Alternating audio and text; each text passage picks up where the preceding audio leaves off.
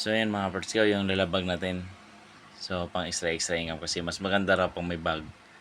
Dahil kahit pa paano, maganda-ganda yung booking na makukuha natin. Siyempre mga 3 oras lang pwede na yan or 4 na oras.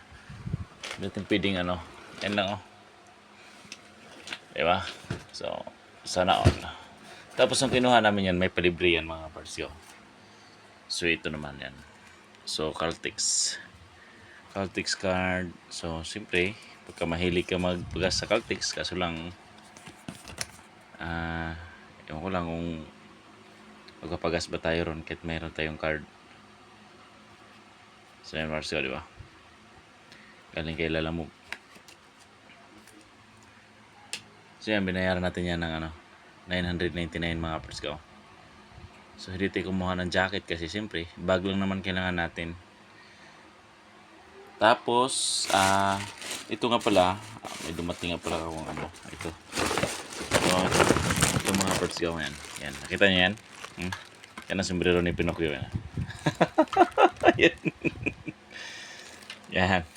So kasama yan dyan. Siyempre, gagawin natin yan para hindi mabasa yung cellphone natin mga parts ko yan. Baka sila nabaliktad yan kaya.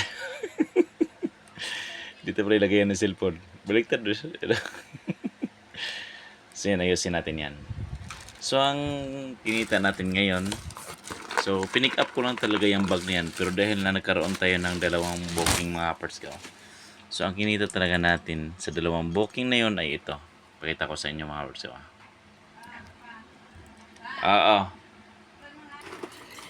So ito na mga parts ko. Para maniwala kayo kung magkano yung kinita natin sa 2 booking. So ayan, di ba?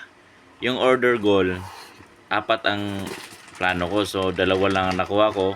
Tapos 300 lang ang income goal na plano ko. So ang inabot mga parts ko 432. So dahil may tip tayo, so umabot siya ng 450. So ngayon, dahil nagloko na naman si Sia mga parts ko, dahil yung preno niya ay umiipit na naman, siyempre sa paggastos na naman tayo. So 100 yung labor. Ayun. Kumita tayong 300. 100 kay Macy's, 200 naman sa akin mga parts ko. Tapos yung gasolina natin 100 pesos. So 100 na lang natira. 150 pala. Yun. So ganoon lang mga parts ko. Saglit lang naman yung biyahe natin. So paano ba yan? Hanggang dito lang ulit. At maraming salamat. Bye bye.